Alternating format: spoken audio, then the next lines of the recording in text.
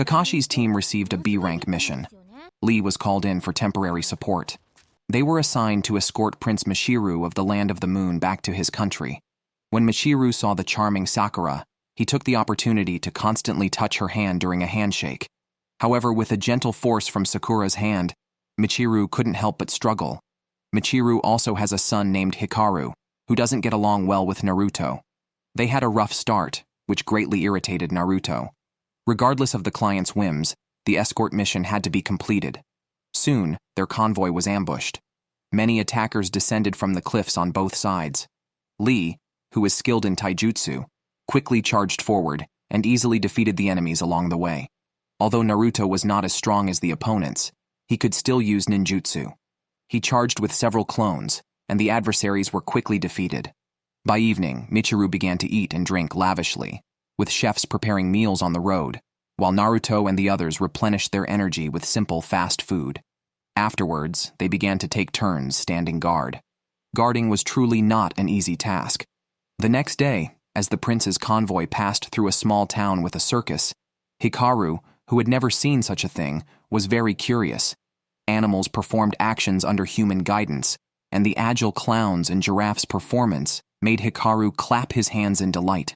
The highlight of the circus was a saber-toothed tiger and a monkey duo playing a ball game rhythmically, which greatly impressed Hikaru. During an archery act, Hikaru shot the apple in the monkey's hand before the performer could even act. As the game's difficulty increased, with the tiger running with the monkey on its back, Hikaru still managed a precise shot. Impressed by his archery, Hikaru intended to buy the impressive saber-toothed tiger, but Michiru, more audacious, simply bought the entire circus. The amount he offered made the owner's legs tremble. Hikaru tried to feed the tiger an apple but was attacked by it. Fortunately, Naruto saved him in time.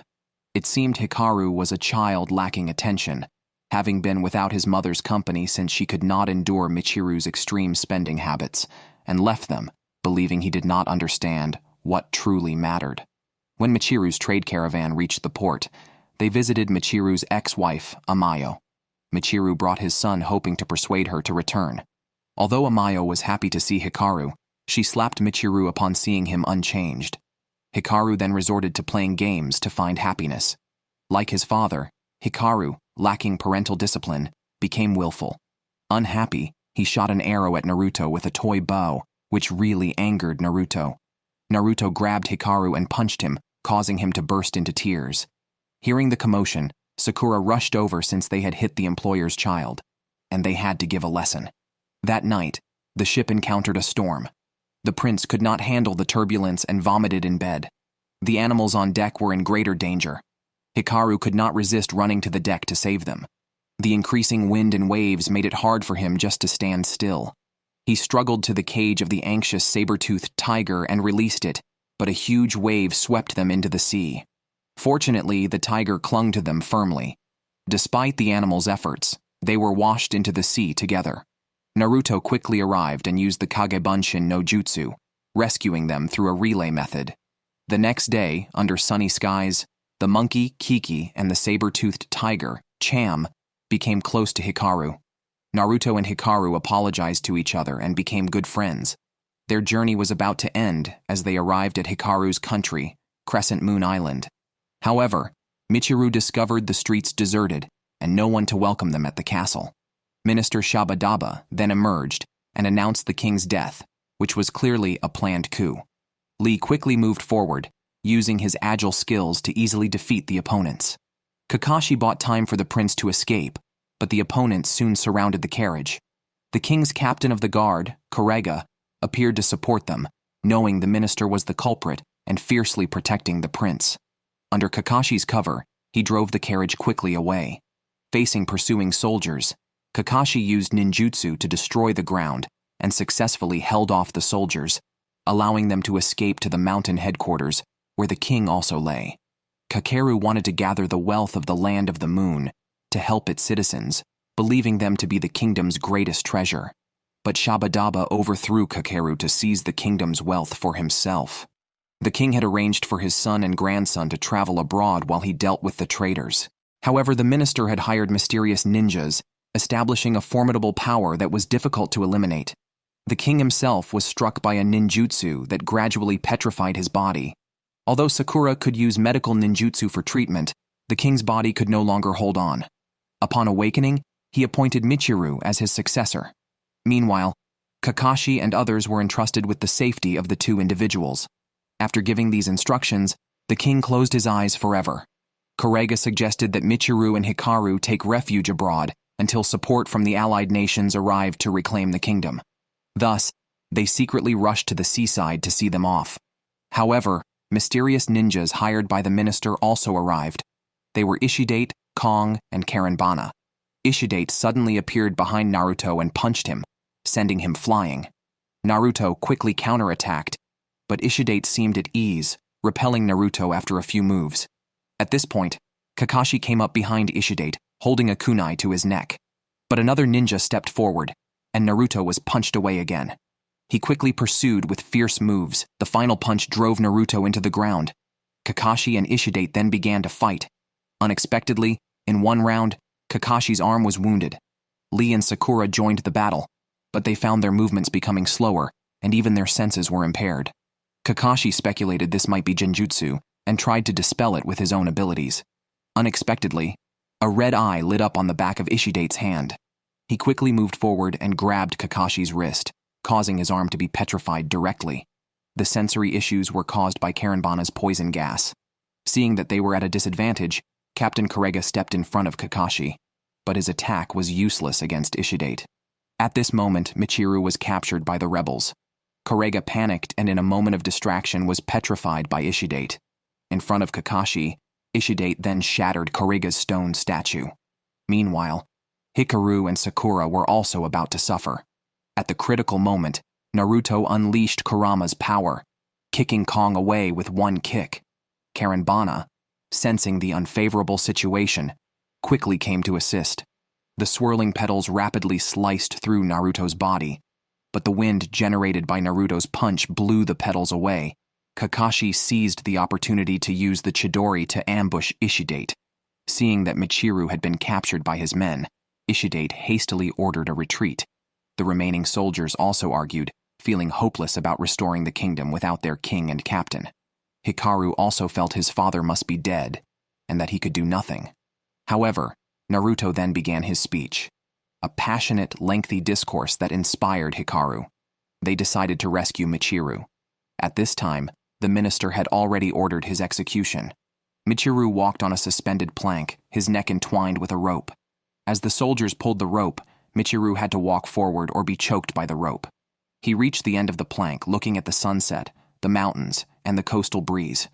Hikaru remembered his father's words and realized his own profligate errors. Meanwhile, the circus covered for Kakashi and others to reach the castle. Kakashi used the Sharingan to hypnotize the guards, allowing the circus to enter the castle to perform. The minister, interested in watching a show during Michiru's execution, became more interested. But Naruto and other combatants had already infiltrated the castle. Kakashi himself went on stage to perform, but this time he performed Suiten, creating a powerful water dragon that caused chaos. The animals also became an indispensable fighting force. A mammoth easily pushed aside the soldiers, and kangaroos boxed with the soldiers. Meanwhile, the infiltrating Naruto and Lee encountered Kong, who had been waiting for a long time. Lee chose to face him alone. Kong's size and strength gave him the upper hand, forcing Lee to continuously dodge.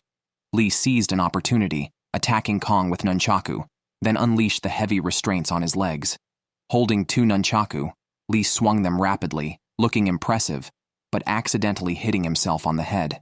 However, the next moment, Lee vanished and attacked from behind Kong, joining the nunchaku into one and striking Kong into the air. Lee followed up immediately and fiercely struck Kong down again. But it didn't end there. Kong got up and furiously attacked Lee, grabbing him and throwing him away. Lee easily tied up Kong with a chain he held, then took him into the air. Stepping on the chain, Lee beat Kong from above. Meanwhile, Sakura encountered the invisible Karenbana. Sakura punched through a wall with one punch. Karenbana, agile, injured Sakura with a kunai after a few rounds. Karenbana had already released poison, gradually affecting Sakura's body. Trapped among the flowers, Sakura kept getting cut.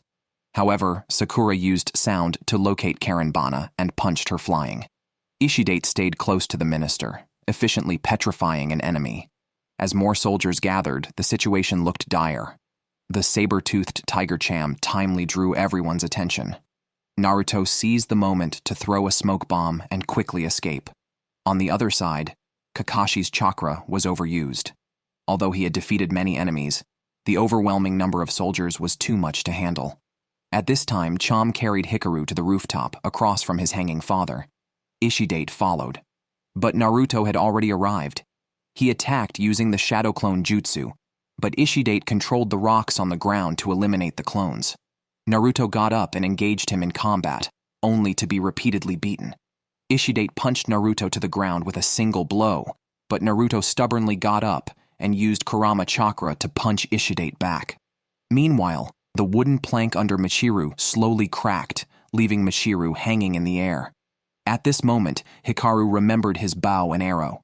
Cham leapt into the air carrying it, and Hikaru's arrow precisely cut the rope. Naruto timely covered the ground with shadow clones to successfully catch both of them. Ishidate was already down on the ground. Just when it seemed the battle was over, Ishidate grabbed Naruto's leg, and the eye on his hand opened.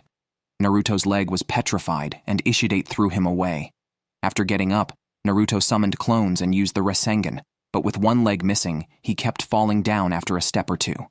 Unable to watch this, Michiru carried Naruto.